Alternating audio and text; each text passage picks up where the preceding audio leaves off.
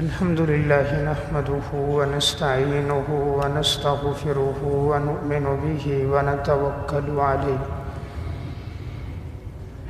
ونعوذ بالله من شرور أنفسنا ومن سيئات أعمالنا من يهده الله فلا مضل له ومن يضلله فلا هادي له وأشهد أن لا إله إلا الله وحده لا شريك له وأشهد أن محمدًا عبده ورسوله أما بعد فأعوذ بالله من الشيطان الرجيم بسم الله الرحمن الرحيم وقرن في بيوتكن ولا تبرجن تبرج الجاهلية الأولى وأقمنا الصلاة وآتينا الزكاة وأطعنا الله ورسوله وقال الله تبارك وتعالى في مقام آخر وقل للمؤمنات يغضضن من أبصارهن ويحفظن فروجهن ولا يبدين زينتهن إلا ما ظهر منها وليضربن بخمرهن على جيوبهن وقال الله تعالى في مقام آخر يا أيها النبي قل لأزواجك وبناتك ونساء المؤمنين يدنين عليهن من جلابيبهن ذلك أدنى أن يعرفن فلا يؤذين وكان الله غفورا رحيما وقال النبي صلى الله عليه وسلم إذا صلت المرأة خمسها وصامت شهرها وحصنت فرجها وأطاعت بعلها دخلت من أي أبواب الجنة شاءت رواه ابن حبان في صحيحه صدق الله العظيم۔ میرے انتہائی واجب الاحترام قابل عزت احترام بھائیوں، دوستوں اور بزرگوں، میں نے آپ کے سامنے قرآن کریم کی چند آیات اور نبی اکرم صلی اللہ علیہ وسلم کے ارشادات میں سے ایک حدیث پڑھی ہے۔ قرآن کریم کی جو آیت میں نے آپ کے سامنے تلاوت کی، اس میں اللہ رب العزت ارشاد فرماتے ہیں وَقَرْنَ فِي بُيُوتِكُنَّ وَلَا تَبَرَّجْنَ تَبَرُّجَ الْجَاهِلِيَّةِ الْأُولَى۔ اللہ رب العزت نے ازواج مطہرات کو مخاطب کر کے فرمایا کہ تم عورتیں اپنے گھروں میں ٹھہری رہو اور تم مت باہر نکلو جاہلیت کی طرح زیب و زینت اختیار کر کے۔ وَأَقِمْنَا الصَّلَاةَ وَآتِينَا الزَّكَاةَ وَأَطِعْنَا اللَّهَ وَرَسُولَهُ، تم نماز قائم کرو، زکوٰۃ ادا کرو، اللہ اور اللہ کے رسول کی اطاعت کرو۔ اس آیت میں اللہ رب العزت نے عورتوں کو جو حکم دیا ہے وہ یہ ہے کہ تم اپنے گھروں میں ٹھہری رہو، جاہلیت کی طرح زیب و زینت نہ کرو، اللہ اور اللہ کے رسول کی اطاعت کرو، نماز قائم کرو، زکوٰۃ ادا کرو۔ ایک اور موقع پر اللہ رب العزت نے عورتوں کو مخاطب کر کے فرمایا وَقُلْ لِلْمُؤْمِنَاتِ يَغْضُضْنَ مِنْ أَبْصَارِهِنَّ وَيَحْفَظْنَ فُرُوجَهُنَّ وَلَا يُبْدِينَ زِينَتَهُنَّ إِلَّا مَا ظَهَرَ مِنْهَا۔ آپ فرما دیجئے ان عورتوں سے کہ اپنی نگاہوں کو پست رکھیں، اپنی شرمگاہ اور عزت اور آبرو کی حفاظت کریں۔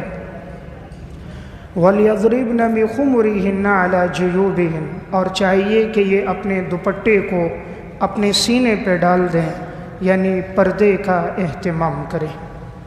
ایک اور مقام پر اللہ رب العزت نے فرمایا یا ایھا النبی قل لازواجک وبناتک ونساء المؤمنین، اے نبی فرما دیجئے اپنی گھر والیوں سے، اپنی بیٹیوں سے، ایمان والی عورتوں سے یدنین علیہن من جلابیبہن، کہ جب وہ نکلیں تو انہیں چاہیے کہ وہ بڑی چادر اپنے اوپر ڈال کر پھر نکلیں۔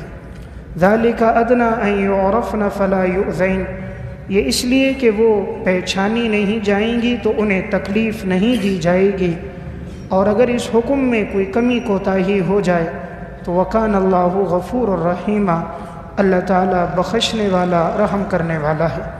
یعنی انسان اپنی طاقت کے مطابق، اپنی وسعت کے مطابق تو اہتمام کرے، لیکن پھر بھی بشری تقاضے کے مطابق کمی کوتاہی ہو جائے تو اللہ رب العزت معاف کرنے والا ہے۔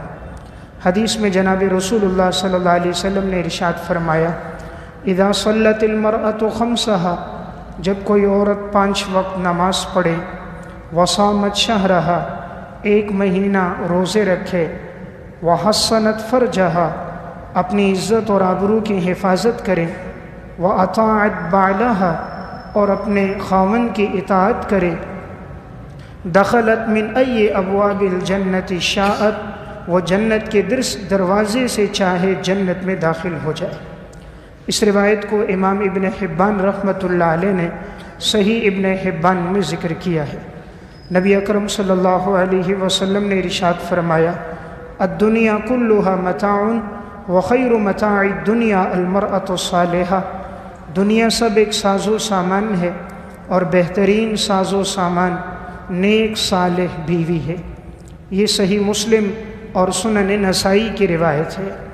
نبی اکرم صلی اللہ علیہ وسلم نے انسان کی نیک بختی کے جو اسباب بیان فرمائے، ان میں ایک یہ بات بھی تھی کہ زوجۃ مؤمنۃ تعینہ علی ایمانہ، کہ اللہ تعالیٰ اگر کسی کو ایسی گھر والی عطا کر دے جو ایمان کے کاموں میں، نیکی کے کاموں میں اس کی مدد کرنے والی ہو، دین کے کاموں میں اس کا ساتھ دینے والی ہو، تو قرآن کریم کی ان آیات اور احادیث مبارکہ سے جو بات معلوم ہوتی ہے وہ ہے عورت کا پاک دامنی کے ساتھ، عفت اور عصمت کے ساتھ زندگی گزارنا اور نماز کا اہتمام کرنا، اور آپ نے فرمایا 1 مہینہ رمضان المبارک کے روزے رکھنا، اور اپنی عزت اور آبرو کی حفاظت کرنا، خاوند کی اطاعت کرنا، دخلت من ای ابواب الجنت شاءت، جس عورت میں یہ 4 باتیں ہوں گی، فرمایا وہ جنت کے جس دروازے سے چاہے جنت میں داخل ہو جائے۔ اسلاف امت میں ایسی عورتیں گزری جو نہایت ہی غیرت مند تھیں، بہادر تھیں، جنہوں نے دین کے لیے بڑی قربانیاں دی تھیں۔ میں ایسی ہی چند عورتوں کا تذکرہ کروں گا جنہوں نے حیا اور پاک دامنی کے ساتھ زندگی گزاری، اسلام کے لیے انہوں نے قربانیاں دیں، اپنے بیٹوں کی، اپنے خاوندوں کی، اپنے بھائیوں کی، اپنے والدین کی، اپنی جان کو دین کے لیے قربان کیا، اپنا مال دین کے لیے پیش کیا۔ ایسی عورتیں امت مسلمہ میں غیرت مند اور حیا والی گزری ہیں۔ انہی عورتوں میں ایک عورت ہے حضرت ذنیرہ رضی اللہ تعالی عنہا۔ ان کا واقعہ ذکر کیا ہے امام ابن ہشام رحمۃ اللہ علیہ نے سیرت ابن ہشام میں، اور محمد بن یوسف صالحی نے سبل الہدی والرشاد فی سیرت خیر العباد میں۔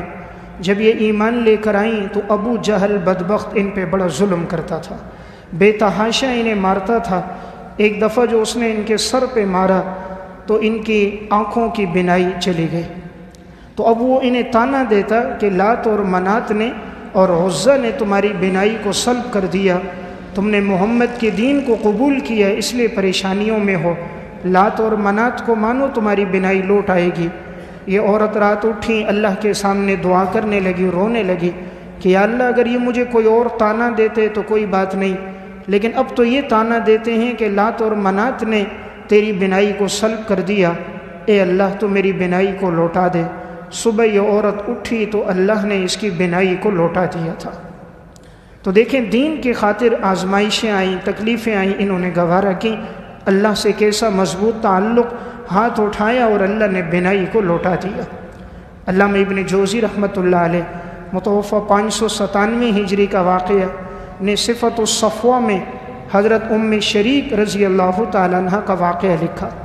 یہ بھی ایک صحابیہ تھیں، جب ایمان لے کر آئے تو ان کے آقاؤں نے ان پہ بڑا ظلم و ستم کیا، یہاں تک کہ فرماتی ہیں مجھے سواری پر بٹھا دیا جاتا، میرے ہاتھ پاؤں باندھ دیے جاتے، اور میرے بیٹھنے کی جگہ پر زین بھی نہیں رکھی جاتی تھی، مجھے کھانا پینا نہیں دیا جاتا، یہاں تک کہ تپتی ہوئی گرمی ہوتی اس میں مجھے لٹا دیا جاتا، جس سواری پر میں ہوتی اسے گرمی کی جگہ میں چھوڑ دیا جاتا۔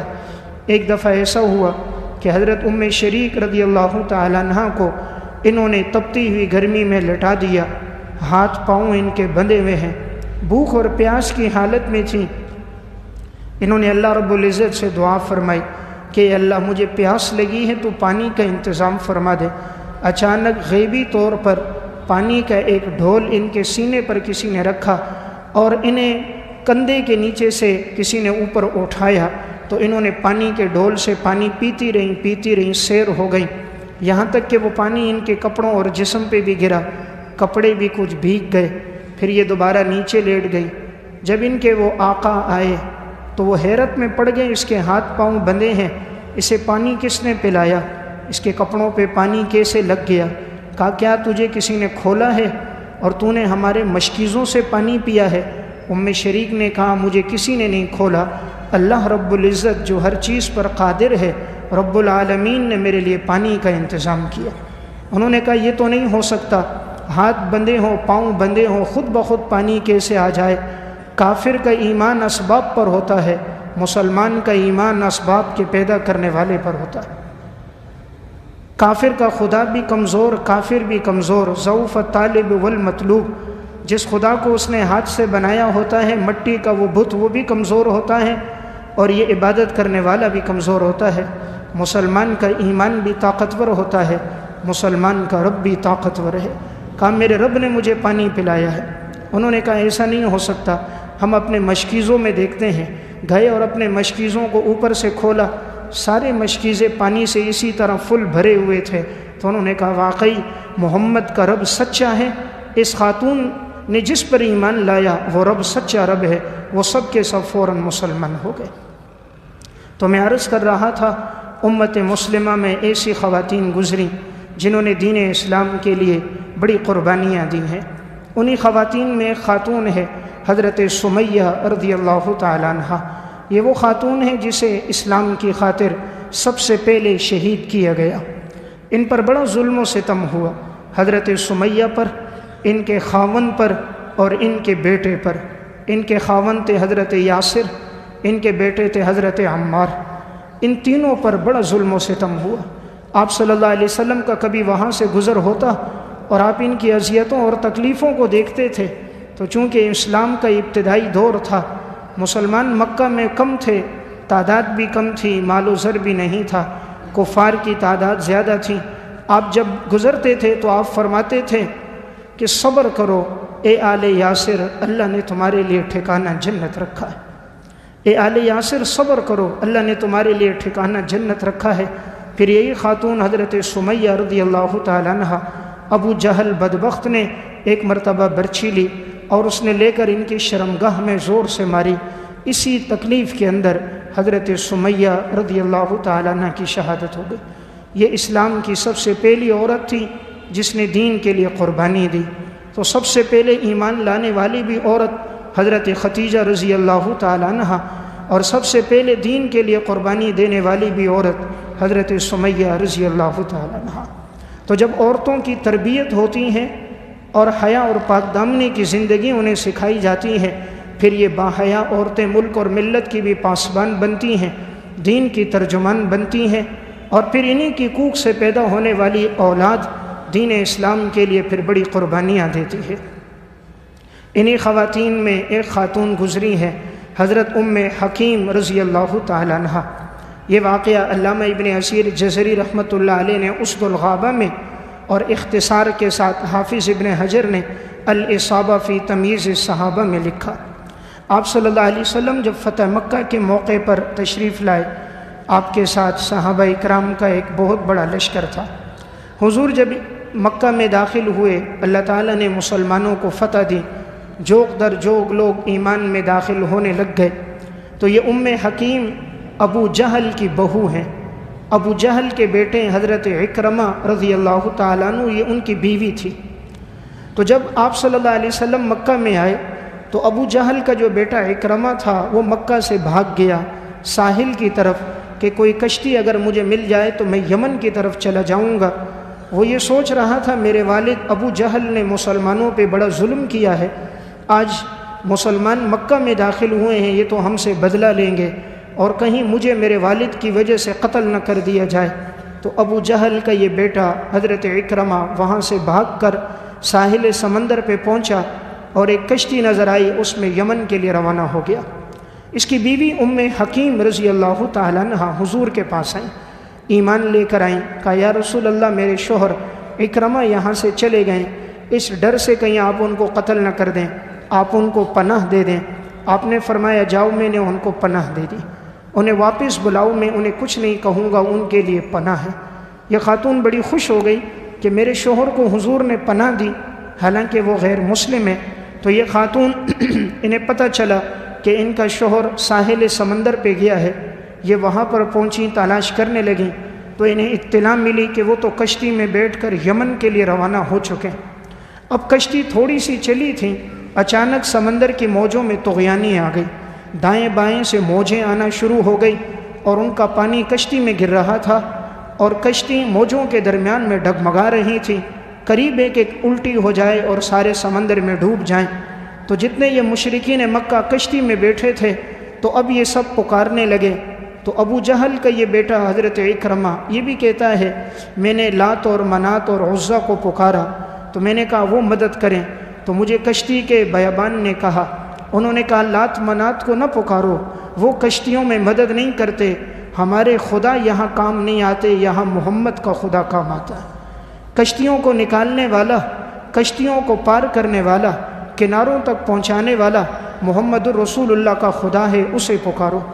حضرت اکرمہ کہتے ہیں میں نے کہا جب محمد کا خدا کشتیوں کو پار کرتا ہے تو پھر وہی محمد کا خدا خشکی میں بھی انسان کو نیکی کا راستہ دکھانے والا ہے، وہی نعمتیں دینے والا ہے۔ تو کہتے ہیں میں نے دل میں ارادہ کر دیا اگر کشتی کنارے لگ گئی تو میں خود محمد صلی اللہ علیہ وسلم کے پاس جاؤں گا، ان کے ہاتھ میں ہاتھ دوں گا اور میں ان سے اپنے لیے امان طلب کروں گا۔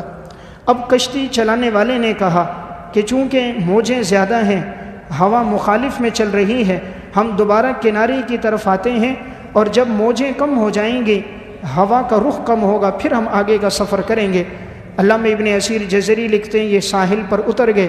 اللہ نے چونکہ ایمان کی توفیق دینی تھی، دنیا میں کوئی بھی واقعہ ہوتا ہے پیچھے سبب ہوتا ہے، کہیں گاڑی پنچر ہو جاتی ہے، کہیں راستہ انسان بھول جاتا ہے، کہیں ٹھہرنا پڑ جاتا ہے، تو وہ یا تو کسی کے ہدایت کا ذریعہ بنتا ہے یا کسی کے ساتھ تعاون کرنے کا ذریعہ بنتا ہے، یا اللہ نے وہاں کسی کا رزق لکھا ہوتا ہے، یا اس کے بہانے وہاں جو لوگ کام کاج کر رہے ہوتے ہیں ان کے رزق کی فراوانی ہوتی ہے۔ اس لیے رب العالمین کا جو کام دنیا میں ہوتا ہے وہ حکمت سے خالی نہیں ہوتا۔ تو سمندر کی موجوں میں یہ طغیانی جب آئی تو یہ کشتی کنارے پر دوبارہ واپس آ گئی۔ ام حکیم وہیں کھڑی تھیں، اپنے شوہر کو دیکھا بڑی خوش ہو گئیں کہ اللہ نے لوٹا دیا۔ کہا میں نے حضور سے تمہارے لیے امان طلب کی ہے، تم واپس آؤ۔ انہوں نے کہا نہیں، ہم نے تو بڑا ظلم و ستم کیا، میرے والد نے کیا، بھلا حضور مجھے کہاں امان دیں گے؟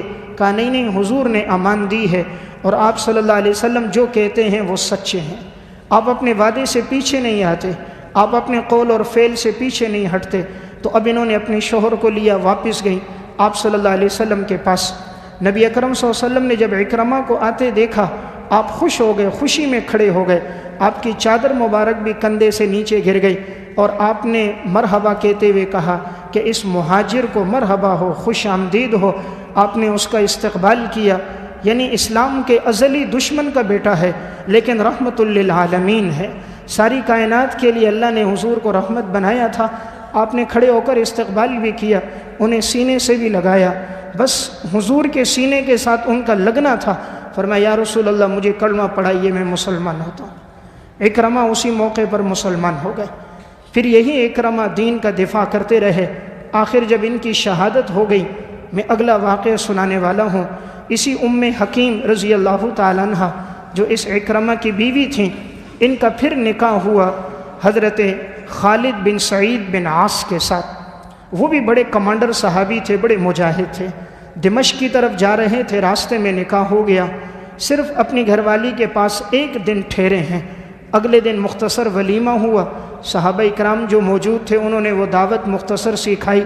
رومیوں کے ساتھ مقابلہ ہو رہا تھا، ان کے شوہر جو کمانڈر تھے خالد بن سعید، انہوں نے کہا مجھے لگتا ہے کہیں اگلے دن میری شہادت نہ ہو جائے، مسلمانوں کی تعداد کم ہے، ان کی تعداد زیادہ ہے، تو پیچھے تمہارا کیا ہوگا؟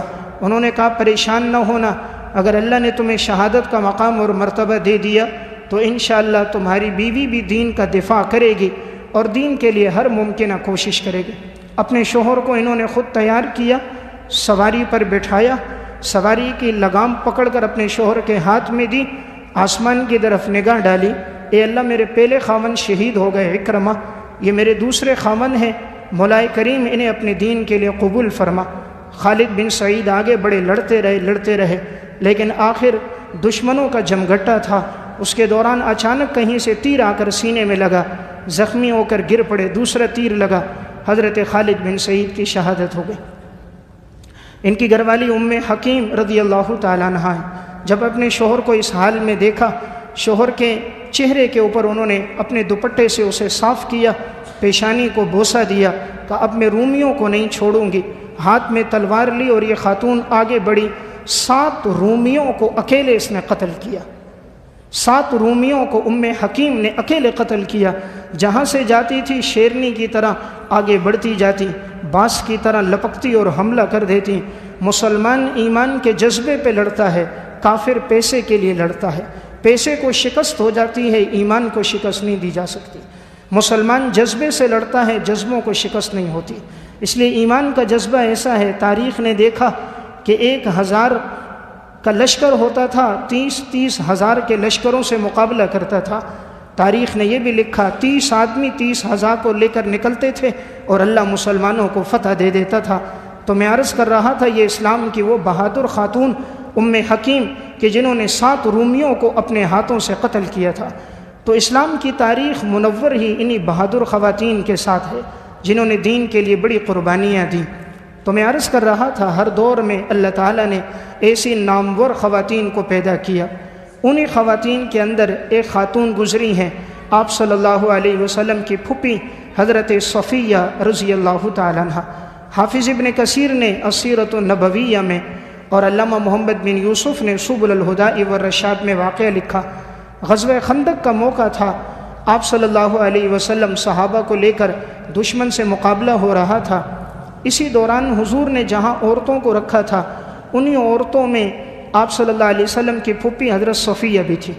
تو اب یہودیوں نے دیکھا، انہوں نے کہا سب یہاں عورتیں ہیں، مرد کوئی نہیں، تو کیوں نہ ان عورتوں پر حملہ کر کے ان کو نقصان پہنچا دے، چونکہ ان کے پاس کوئی محافظ مرد نہیں ہے۔ تو ایک یہودی اندر بڑھنے لگا جہاں عورتیں ٹھہری ہوئی تھیں، جیسے اندر بڑھا حضور کی پھوپھی حضرت صفیہ، اس وقت ان کی عمر تھی 57 سال۔ 57 سال اس وقت ان کی عمر ہے جس وقت یہ واقعہ پیش آ رہا ہے۔ جب یہودی کو آگے بڑھتے دیکھا، ان کے پاس نہ تلوار تھی نہ نیزہ تھا، لیکن خیمے کی جو بڑی ڈنڈی اور لکڑی ہوتی ہے جس پہ خیمہ کھڑا ہوتا ہے، انہوں نے درمیان کی وہ لکڑی کھینچی، جیسے وہ آگے بڑھا زور سے جو اس کے سر پہ مارا، وہیں وہ یہودی نیچے گرا، سر پھٹا اور وہیں مر گیا۔ پھر انہوں نے دیکھا کوئی تلوار مل جائے، کوئی نہ ملی، تو اسی کے سامان میں تلوار تھی، اسی کی تلوار سے اس یہودی کا سر کاٹا۔ حضرت صفیہ نے سر لیا اور یہودیوں کے طرف خیمے سے باہر پھینکا۔ یہودیوں نے جب دیکھا، انہوں نے کہا ہم نے کہا تھا کہ محمد نے ضرور عورتوں میں بھی کوئی مرد رکھے ہوں گے، کوئی محافظ رکھے ہوں گے جس نے ہمارے اس آدمی کو قتل کر دیا، حالانکہ وہاں محافظ کوئی نہیں تھا، حضور کی پھوپھی نے اکیلے اس کو قتل کیا تھا۔ تو میں عرض کر رہا تھا اسلام کی تاریخ میں آپ کو ایسی نامور عورتیں ملیں گی جنہوں نے دین اسلام کے لیے بڑی قربانیاں دیں، شجاعت اور بہادری کے ساتھ زندگی گزاری۔ جس بچی اور ماں بہن بیٹی کو رزق حلال کا ملتا ہے، تعلیم قرآن و سنت کی ملتی ہے، پاک دامنی اور شرم و حیا میں اس کی تربیت ہوتی ہے، اس کے گھر کا ماحول نیکی کا ہوتا ہے، پھر اللہ اس کی کوکھ سے جو جنم لیتے ہیں وہ کبھی شیخ عبد القادر جیلانی بنتے ہیں، کبھی محمد بن قاسم، کبھی صلاح الدین ایوبی، اور کبھی امام بخاری اور امام ابو حنیفہ۔ اور جہاں کمائی حرام کی ہوتی ہے، انٹرنیٹ اور کیبل کا رواج ہوتا ہے، نیم برہنہ لباس ہوتا ہے، جہاں خود انسان انہیں نیم برہنہ لباس پہنا کر زیب و زینت اور بازاروں میں گھماتا ہے، پھر ان کی کوکھ سے پیدا ہونے والے فلمی اداکار تو ہوتے ہیں، گلوکار اور ایکٹر تو ہوتے ہیں، ان کی گود میں پلنے والے ملک اور ملت کے پاسبان اور دین کے ترجمان نہیں ہوتے۔ تو میں عرض کر رہا تھا امت مسلمہ کی آپ تاریخ پڑھو خواتین کی، آپ کو بڑی بہادر یہ خواتین ملیں گی۔ انہی خواتین میں ایک خاتون ہے جسے تاریخ کہتی ہے حضرت اسماء رضی اللہ تعالیٰ عنہ۔ یہ حضرت ابو بکر صدیق رضی اللہ تعالیٰ عنہ کی بیٹی ہیں، اور حضرت زبیر رضی اللہ تعالیٰ عنہ جو صحابی رسول ہیں، یہ اس صحابی رسول کی گھر والی تھی۔ بڑی نیکی اور اطاعت کے ساتھ اس خاتون نے اپنی زندگی گزاری تھی۔ انہی اسماء کے بیٹے ہیں عبداللہ بن زبیر۔ حضرت عبداللہ بن زبیر شہید ہوئے ہیں سن 73 ہجری میں۔ سن 73 ہجری میں اس وقت ان کی عمر بھی 73 سال تھی، چونکہ یہ 1 ہجری میں پیدا ہوئے ہیں۔ عبداللہ بن زبیر جب یہ مدینہ ان کی والدہ آئی تھیں تو وہاں کے لوگ کہتے تھے مسلمانوں کی اولاد نہیں پیدا ہو رہی، مسلمانوں کی عورتیں بانجھ ہو گئیں، تو سب سے پہلے یہ پیدا ہوئے تھے عبداللہ بن زبیر۔ آپ صلی اللہ علیہ وسلم نے خود انہیں تحنیک کروائی تھی، یعنی کھجور چبا کر آپ نے اپنا لعاب دہن ان کے منہ میں ڈالا تھا۔ تو جب ان کی شہادت ہو رہی ہے 73 سال ان کی عمر ہے، اور جس وقت ان کی والدہ کا انتقال ہوا تھا اس واقعے کے 7 دن بعد، یہ بعض مورخین نے لکھا 20 دن بعد، اس وقت حضرت اسماء کی عمر 100 سال تھی، سارے دانت باقی تھے اور حافظہ بالکل صحیح سلامت تھا، لیکن صرف آنکھوں کی بینائی چلی گئی تھی۔ تو ان کے یہ بیٹے عبداللہ بن زبیر کی خلافت تھی مکہ میں۔ تو اس وقت جو بادشاہ تھا وہ عبد الملک بن مروان تھا۔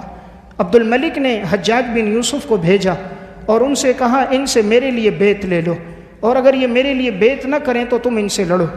عبداللہ بن زبیر چونکہ انہیں خلیفہ برحق نہیں سمجھتے تھے اور خلافت کے وہی زیادہ مستحق بھی تھے، حضرت صدیق اکبر کے نواسے بھی ہیں، صحابی رسول بھی ہیں، اور بڑے ایمان اور تقوی پہ زندگی گزارنے والے ہیں۔ یہ وہ صحابی تھے جب یہ نماز پڑھتے تھے یوں کھڑے ہو جاتے تھے اطمینان اور سکون کے ساتھ کہ ان کے کندھے پر پرندے آ کر بیٹھ جاتے تھے، اتنی حرکت نہیں ہوتی کہ پرندہ اڑ جائے، اتنا ان کا طویل قیام ہوتا تھا۔ یہ اکیلے حجاج کی فوج کے ساتھ لڑتے رہے۔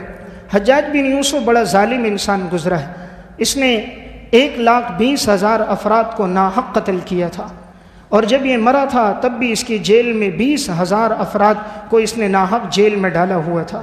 بڑا ظلم و ستم اس شخص نے کیا ہے، تو اس نے منجنیق فٹ کی ہوئی تھی جبل ابی قبیس پر، وہاں سے یہ بڑے بڑے پتھر مارتا تھا اور وہ پتھر بیت اللہ میں گرتے تھے، لیکن یہ صحابی عبداللہ بن زبیر ان پتھروں کی بارش میں بھی اپنی نماز کو قائم رکھنا، دین پہ چلنا برقرار تھا۔ آخرکار ان کے کچھ ساتھی شہید ہو گئے، اور بعض نے دیکھا کہ انہوں نے ساتھ چھوڑ دیا، کیونکہ حجاج بن یوسف نے کھانا پینا اندر داخل ہونا منع کر دیا تھا کہ حدود حرم میں کوئی چیز اندر داخل نہیں ہوگی، تاجروں کو واپس کر دیا، کھانے پینے کا راشن اندر نہیں آ سکتا تھا۔ جو تھے وہ شہید ہو گئے، جو باقی رہ گئے ان میں سے کچھ ایسے تھے انہیں موت سامنے نظر آنے لگی تو انہوں نے ہتھیار ڈال دیے، پیچھے ہٹ گئے۔ اب عبداللہ ابن زبیر اکیلے رہ گئے۔ یہ اپنی والدہ کے پاس آئے، یہ واقعہ سن 73 ہجری کا ہے۔ والدہ کی عمر 100 سال ہو چکی ہے، بوڑھی ماں ہے، آنکھوں کی بینائی اس وقت جا چکی تھی۔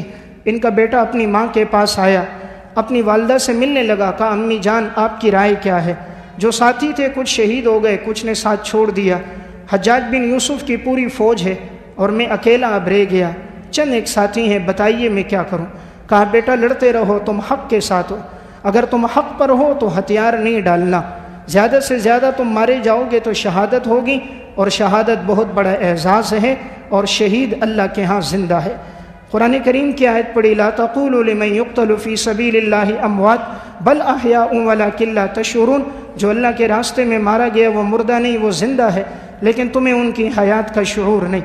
انہوں نے اپنی والدہ سے کہا اماں جی مجھے معلوم ہے یہ ظالم یہ کہہ رہا تھا کہ میں عبداللہ بن زبیر کو شہید کر کے میں اس کو الٹا لٹکاؤں گا اور میں ان کی کھال اتاروں گا، سولی پہ لٹکاؤں گا۔ حضرت اسماء نے آگے سے جواب دیے، بیٹا جب بکری کو ذبح کر دیا جائے، جس طرح بھی کھال نکالی جائے بکری کو تکلیف نہیں ہوتی، بکری کو ذبح کر کے جیسے بھی لٹکا دیا جائے اسے تکلیف نہیں ہوتی۔ بیٹا تمہاری شہادت ہوگی، ابتدا کی تکلیف ہوگی، لیکن اللہ تمہیں جنت میں بلند و بالا مقامات دے دے گا، تم بعد کی آزمائشوں کو نہ دیکھو۔ پھر یہ اپنی والدہ کے قریب ہوئے آخری دفعہ ملنے کے لیے۔ 73 سال کا بوڑھا، 100 سال کی بوڑھی ماں، لیکن ایمان بھی تو کسی چیز کا نام ہے۔ جب یہ ماں اپنے لخت جگر سے مل رہی ہے، پیشانی کو بوسہ دیا تو انہوں نے ایک ڈھال پہنی ہوئی تھی، انہوں نے جو سینے سے بیٹے کو لگایا، کہا بیٹا یہ کیا ہے تمہارے سینے پر؟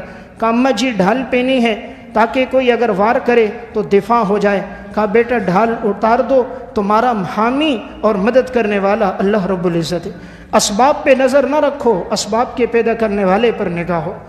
بیٹا نگاہ تمہاری رب العالمین پہ ہونی چاہیے۔ بیٹے سے ڈھال انہوں نے اتار دی۔ ماں نے کپڑا لیا اور کپڑا لے کر اپنے بیٹے عبداللہ بن زبیر کے سر پہ باندھا۔ باندھنے کے بعد پھر ان کو بوسہ دیا اور جھولی پھیلا کر حوالے کر دیا کہ اے اللہ، میرے پاس یہی ایک متاع ہے جو میں تیرے راستے میں بھیج رہی ہوں۔ اب یہ عبداللہ ابن زبیر چلے گئے، مقابلہ کرتے رہے، لیکن ایک آدمی کہاں اتنی بڑی فوج کیسے مقابلہ ہوتا، لیکن پھر بھی ایسے بہادر دونوں ہاتھوں میں تلوار لے کے لڑتے تھے، کوئی سامنے ان کا مقابلہ نہ کر سکا۔ آخر جبل ابی قبیس بہت بڑا پہاڑ تھا اس وقت بیت اللہ کے سامنے، وہاں منجنیق فٹ کر کے وہاں سے بڑا پتھر پھینکا گیا، جیسے آج توپ کے ذریعے سے بم پھینکے جاتے ہیں، وہاں سے بڑا پتھر لگا۔ یہ نماز کی حالت میں تھے، پیشانی پہ لگا تو یہ نیچے گر گئے، زخمی ہو گئے۔ پھر اسی زخمی حالت میں ان کی شہادت ہو گئی۔ جب یہ عبداللہ بن زبیر شہید ہو گئے، حجاج ظالم نے ان کی لاش کو لے کر ایک چوک پر لٹکا دیا۔ ایک دن گزرا، دوسرا دن گزرا، ماں کو پتہ چل گیا۔ 100 سال کی بوڑھی اماں، ابو بکر صدیق کی یہ بیٹی، حضرت عبداللہ بن زبیر کی یہ ماں، اپنی خادمہ سے کہا مجھے بیٹے کے پاس لے کر چلو۔ اس نے ہاتھ پکڑا انہیں چوک پر لے کر آئی جہاں ان کے بیٹے کی لاش تھی۔ بیٹے کی لاش کو اپنے سینے سے لگایا، چومنے لگ گئی اور کہا کہ یہ سوار اور یہ شیر کب اپنی منزل پر پہنچے گا۔ پھر اپنے بیٹے کو بوسہ دیا اور کہنے لگی او حجاج ظالم، اس کو نیچے اتار دے تاکہ میں اپنے ہاتھوں سے اس کی تجہیز اور تکفین کر دوں۔ حجاج نے کہا نہیں، یہ تو ملحد تھا۔ کہا ملحد تو تو ہے، تو نے حرم میں حملہ کیا، تو نے بیت اللہ پہ پتھر گرائے، تو نے مسلمانوں کو ناحق مارا، ملحد تو ہے۔ پھر حضرت اسماء نے اس موقع پر حدیث سنائی، کہا میں نے رسول اللہ صلی اللہ علیہ وسلم سے سنا تھا اس امت میں ایک ظالم آئے گا اور اس امت میں ایک کذاب جھوٹا آئے گا۔ کہا ہم نے جھوٹے کو بھی دیکھ لیا، وہ مختار بن ابی عبید ثقفی تھا، اور اس امت میں خون بہانے والا مبیر اور ظالم تو ہی ہے۔ یعنی صدیق اکبر کی بیٹی کتنی بہادر کہ یہ حجاج وہ ظالم جو اس کے سامنے زبان کھولتا اسے قتل کر دیتا، لیکن کیسی بہادر ہیں، اس کے سامنے بھی کلمہ حق کہا تو اس امت کا ظالم انسان ہے۔ حجاج نے کہا تجھے معلوم ہے اس کا انجام کیا ہے؟ کہا موت اور حیات اللہ کے ہاتھ میں، تیرے ہاتھ میں نہیں ہے۔ حجاج نے کہا تیری عقل ماری گئی۔ کہا عقل تیری ماری گئی کہ تو بیت اللہ میں پتھر گرا رہا ہے۔ عبد الملک کو پتہ چلا، اس نے فوراً حجاج کو حکم دیا کہ ان کی لاش کو اتار کر اور یہ لاش حوالے کر دو اس کی ماں کے۔ تو حضرت اسماء کو پھر وہ لاش دی گئی تو انہوں نے اسے کفن پہنایا۔ کفن پہنانے کے بعد جب ان کی تدفین ہو گئی ان کے بیٹے کی، تو اپنے بیٹے کی قبر پر آتی تھیں اور دعا کرتی تھیں، یا اللہ تیرا شکر ہے تو نے میرے بیٹے کی قربانی کو اپنے راستے میں قبول کر دیا۔ پھر بیٹے کا انہیں بڑا صدمہ رہا، بڑا غم رہا، اس لیے 7 دن کے بعد یا بعض تاریخی روایات میں 20 دن کے بعد حضرت اسماء رضی اللہ تعالیٰ عنہ کا بھی انتقال ہو گیا۔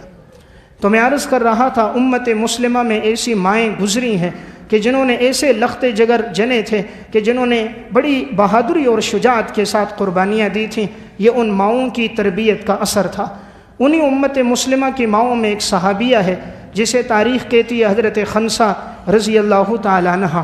ان کا واقعہ بھی علامہ ابن اسیر جزری نے اسد الغابہ فی معرفت الصحابہ میں لکھا۔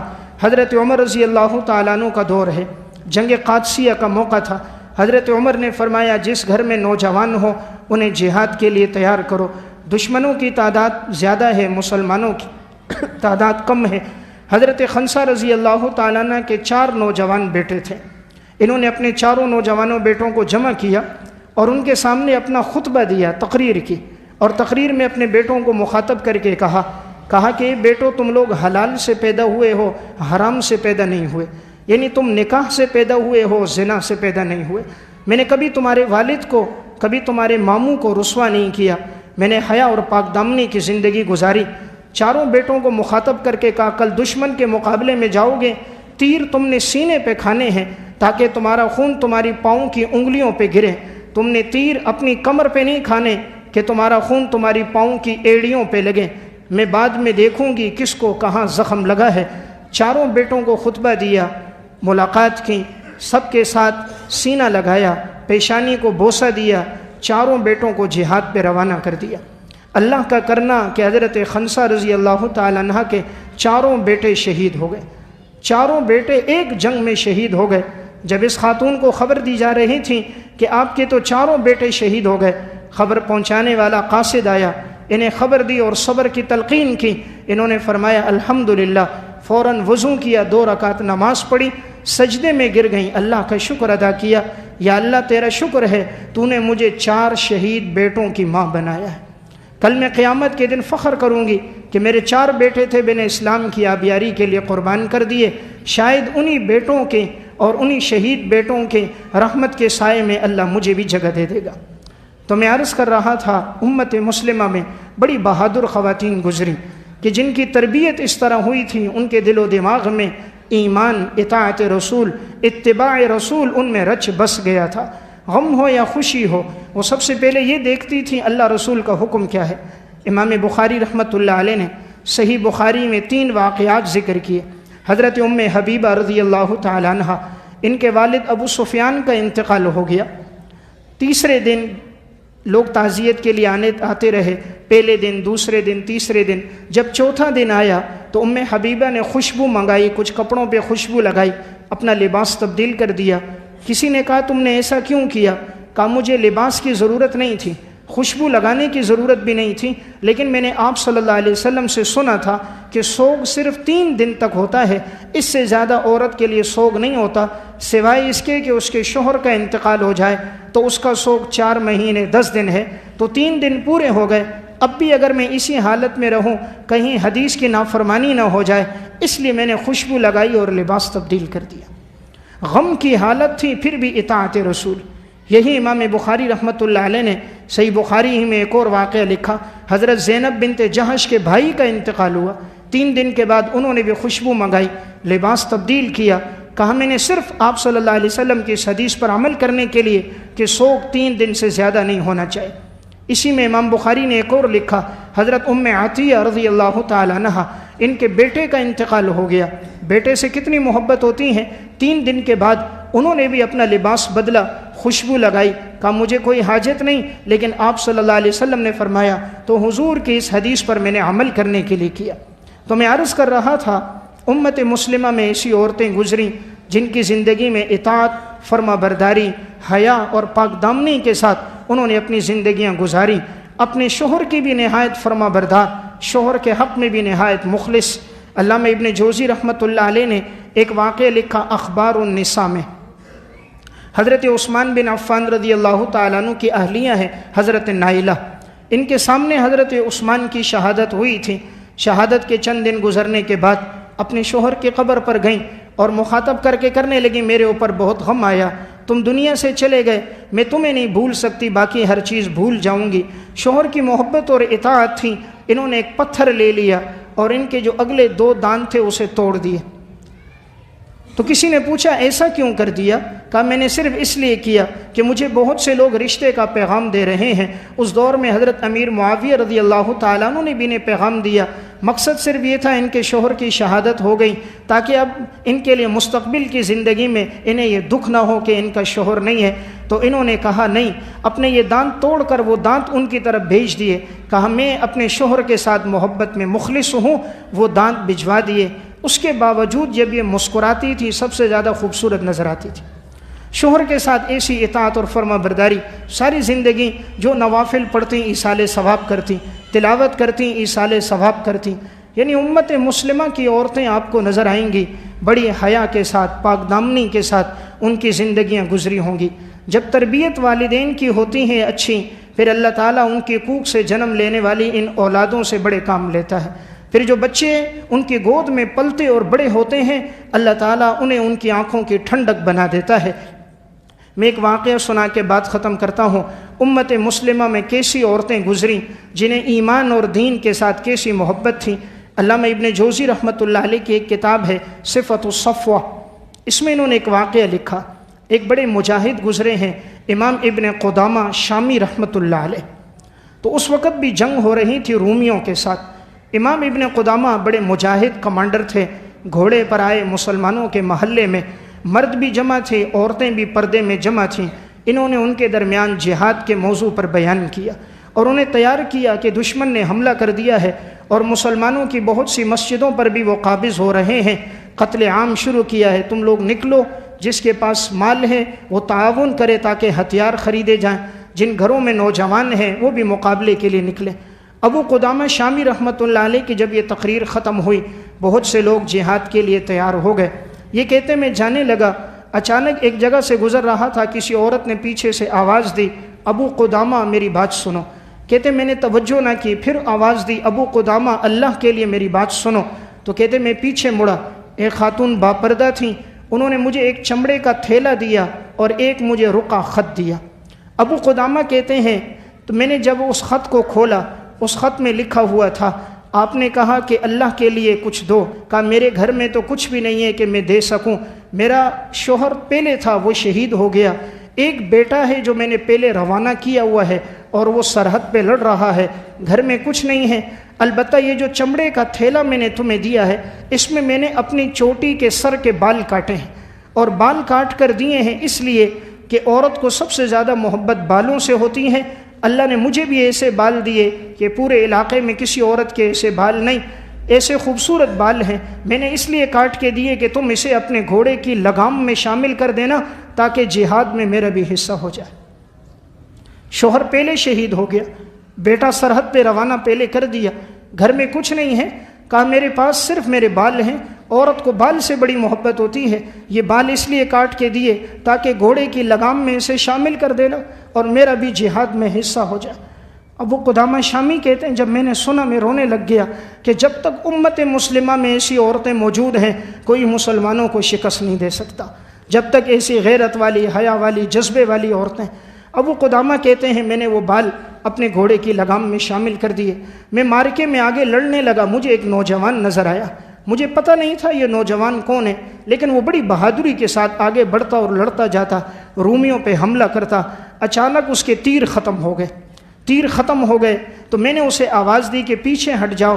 اس نے کہا چچا جان میدان جنگ سے پیچھے بلا رہے ہو، میدان جنگ میں تو حکم آگے بڑھنے کا ہے نہ کہ پش دکھانے کا۔ پھر کہنے لگا چچا جان میرے تیر ختم ہو گئے، مجھے 3 تیر ادھار دے دو، اگر وہ موقع ملا میں تمہیں تمہارے تیر لوٹا دوں گا۔ ابو قدامہ شامی کہتے میں مسکرا گیا، میں نے کہا بیٹا میدان جنگ میں ادھار مانگ رہے ہو؟ کہا چچا جان تیر نہیں ہے۔ میں نے کہا میں تیر ادھار دوں گا لیکن ایک شرط ہے، اگر اللہ نے تمہیں شہادت کا درجہ دے دیا تو شہید کی سفارش اللہ قبول کرتا ہے، میرے لیے کل قیامت کے دن سفارش کرو گے؟ اس نوجوان نے آگے سے کہا چچا جان دعا کرو اللہ شہادت دے، اگر اللہ نے شہادت دے دی اور مجھے اللہ نے اختیار دیا سفارش کا، انشاءاللہ میں تمہاری سفارش کروں گا۔ ابو قدامہ کہتے میں نے اس کو 3 تیر دے دیے، وہ نوجوان آگے بڑھا، ایک تیر مارا ایسا نشانے پہ لگا، وہ رومی کے کنپٹی پہ لگا، وہیں پر ہی وہ نیچے گرا اور مر گیا۔ دوسرے کو سینے پہ مارا، وہ نیچے گرا، آگے بڑھا تلوار سے اس کا سر قلم کر دیا، تیسرے کو مارا، وہ نیچے گر گیا۔ لیکن اب آخر اس کے بعد تیر ختم ہو گئے، صرف تلوار تھی، تیر نہیں تھا۔ دشمن نے وہاں سے حملہ کر دیا اور وہ اچانک تیر آیا اور آتے ہی اس کی پیشانی میں لگا، خون بہت زیادہ بہہ گیا، یہ نوجوان نیچے گر گیا۔ ابو قدامہ نے دیکھا دشمن پہ حملہ کیا، وہ لوگ بھاگ گئے۔ ابو قدامہ اس نوجوان کے قریب آیا، اس کا خون مسلسل بہہ رہا تھا اور یہ سجدے کی حالت میں چلا گیا تھا تاکہ روح اگر پرواز کرے تو سجدے کی حالت میں پرواز کرے۔ آج تو مسلمان کو موت آتی ہے شراب پی کر، آج تو مسلمان کو موت آتی ہے فلمیں دیکھتے ہوئے، گاڑی میں ایکسیڈنٹ ہوتا ہے، گانا چل رہا ہوتا ہے، نگاہوں کے سامنے فلم ہوتی ہے۔ ایک وقت تھا مسلمان کو موت آتی تھی، پیشانی پہ زخم لگتا تھا، سجدے کی حالت میں روح پرواز کرتی تھی۔ ابو قدامہ آگے بڑھا، اسی نوجوان کو اپنی ران کے پر اس کا سر رکھا۔ ابو قدامہ نے دیکھا اور اس کی پیشانی سے اور چہرے سے مٹی اور گرد و غبار کو ہٹایا اور کہا بیٹا میں نے تمہیں کہا تھا اگر اللہ نے شہادت دی میری سفارش کرو گے؟ کہا چچا جان انشاءاللہ سفارش کروں گا، لیکن میرا ایک پیغام ہے، یہ میرے گھوڑے کے ساتھ جو ایک تھیلی لٹک رہی ہے یہ تھیلی میری والدہ کو دے دینا، اور اگر میں شہید ہو جاؤں میری والدہ کو جا کر تسلی دے دینا، کیونکہ پچھلے سال میرے والد شہید ہو گئے، گھر میں کوئی اور مرد نہیں ہے، صرف میری والدہ اور میری چھوٹی بہن ہے۔ کہا یہ تھیلی دے دینا اور میرا پیغام دینا۔ انہوں نے کہا تمہاری والدہ کون ہے؟ اس نوجوان نے کہا میری ماں وہی ہے جس نے اپنے بال کاٹ کر تمہیں دیے تھے کہ لگام میں شامل کر دو، میری ماں وہی ہے۔ ابو قدامہ کہتے نوجوان شہید ہو گیا۔ پھر جب ہم نے اس کی نماز جنازہ پڑھی، جنازہ پڑھنے کے بعد ہم اس کو دفنانے لگے، کہتے ہیں جیسے میں نے قبر میں اس کو اتارا، میں نے اوپر سے قبر بند کر دی، کہا تھوڑی دیر گزری تھی، اچانک قبر پھٹ گئی، اس کی لاش باہر آ گئی۔ ابو قدامہ کہتے میں حیرت میں پڑ گیا کہ قبر تو ہر ایک کو قبول کر دیتی ہے، گناہگار کو بھی، آخر قبر نے اسے کیوں نہ قبول کیا؟ ابو قدامہ نے 2 رکعت نماز پڑھ کے اللہ سے دعا کی، یا اللہ تو ہر گناہگار کو زمین میں جگہ دے دیتا ہے، مولا کریم تو اس کو بھی جگہ دے دے۔ آسمانی ایک آواز آئی کہ اے ابو قدامہ چھوڑ دو، یہ ہمارا دوست ہے، اس کو اس کی حالت پہ چھوڑ دو۔ ابو قدامہ کہتے ہیں میں پیچھے ہٹا، میں نے دیکھا سفید پرندوں کا جھنڈ آیا، ایسے خوبصورت کہ زندگی میں نے نہیں دیکھے تھے۔ وہ آئے اور اس کے جسم کو نوچا اور اس کے جسم کے گوشت کھانے کے بعد اڑ گئے۔ پھر جو اس کے جسم کی باقیات بچیں ہم نے اس کو دفنا دیا۔ کہتے مجھے بات سمجھ نہ آئی، پرندے کہاں سے آئے، کیوں جسم کو نوچا، لیکن آخر دفنانے کے بعد میں پہنچا، اس عورت کا گھر تلاش کرتے ہوئے گھر پہنچا، دروازے پہ دستک دی تو اس عورت کی چھوٹی بیٹی جب باہر نکلی، ابو قدامہ کو اس نے پہچان لیا۔ اس نے کہا لگتا ہے بھائی کی شہادت ہو گئی، پچھلے سال والد کی شہادت ہو گئی، آج بھائی کی ہو گئی۔ ماں کو جا کر خبر دی، والدہ برکھے میں باہر آئیں۔ ابو قدامہ سے پوچھا کیا ہوا؟ کہا کہ خبر آئی ہے۔ کہا کیسی خبر ہے؟ تعزیت کرنے آئے ہو یا مبارکباد دینے آئے ہو؟ انہوں نے کہا کیا مطلب؟ کہا اگر میرے بیٹے کا انتقال ہوا ہے تو مجھ سے تعزیت کرو، اور اگر میرے بیٹے کی شہادت ہوئی ہے تو مجھے مبارکباد دو۔ اس نے کہا تمہارے بیٹے کی شہادت ہوئی ہے؟ خاتون نے کہا صبر کرو، وضو کیا، 2 رکعت نماز پڑھی، اے اللہ تیرا شکر ہے تو نے پہلے میرے شوہر کو اپنے راستے میں قبول کیا اور آج میرے لخت جگر کو قبول کر دیا۔ پھر ابو قدامہ کہتے ہیں میں نے وہ تھیلی آگے بڑھائی، کہا یہ تمہارے بیٹے نے ایک تھیلی دی تھی اور انہوں نے کہا تھا میری اماں کو دینا۔ انہوں نے تھیلی کھولی تو اس میں وہی جبہ تھا جس جبے کو یہ نوجوان رات کو پہنتا تھا اور ساری رات عبادت میں گزار دیتا تھا۔ تو ماں نے اس موقع پر کہا جب میرے بیٹے کا انتقال ہوا تم نے اس کو کیسا پایا؟ ابو قدامہ نے کہا جب میں نے اس کی تدفین کی، اس کی لاش قبر سے باہر آ گئی تھی، پرندوں نے اس کے جسم کو نوچا تھا، پھر میں نے اس کی لاش کو بقیہ حصے کو دفنایا تھا۔ اس کی ماں خوش ہو گئی، چہرہ چمکنے لگ گیا، کہا میرے بیٹے کی دعا قبول ہو گئی۔ یہ رات کو یہ جبہ پہنتا تھا، تہجد پڑھتا تھا، روتا تھا اور ایک دعا کرتا تھا اللہم احشرنی فی حواسل الطیور، اے اللہ تو مجھے قیامت کے دن پرندوں کے پیٹوں سے میرے جسم کو پیدا کرنا، اے اللہ قیامت کے دن پرندوں کے پیٹوں سے میرے جسم کو پیدا کرنا، یعنی پرندے میرے جسم کو نوچ لیں، کل تو کہے تو کیا لے کر آیا، میں کہوں یا اللہ ایک جان تھی جو تیرے راستے میں قربان کر دی، پھر ان کے پیٹوں سے تو گوشت نکال کر میرے جسم کو بنانا۔ تو اس نے کہا واقعی تیرے بیٹے کی دعا تو قبول ہو گئی، ہم نے دفنایا تھا لیکن اس کی لاش باہر آئی، ایسے پرندے کہ ہم نے دنیا میں نہ دیکھے، انہوں نے اس کے گوشت کو نوچا، پھر ہم نے اس کی باقیات دفن کر دیں۔ یہ خاتون خوش ہو گئیں کہ میرا بیٹا شہید بھی ہو گیا اور اللہ نے اس کی دعا بھی قبول کر دی۔ یہ تھی امت مسلمہ کی مائیں۔ جب ایسی تربیت ہوتی ہیں پھر ان کی کوکھ سے جنم لینے والے صلاح الدین ایوبی، محمد بن قاسم بنتے ہیں، وہ ابو حنیفہ اور امام بخاری بنتے ہیں۔ ہم بھی چاہیں ہماری اولادیں ایسی بن جائیں، انہیں رزق حلال کا کھلائیں، تعلیم قرآن و سنت کی دیں، گھر کا ماحول دین کے مطابق کریں، پھر انشاءاللہ دنیا میں نہیں ہوں گے، آپ کی اولاد کو بھی اللہ اسی طرح عزت دے گا۔ اللہ ہم سب کو عمل کی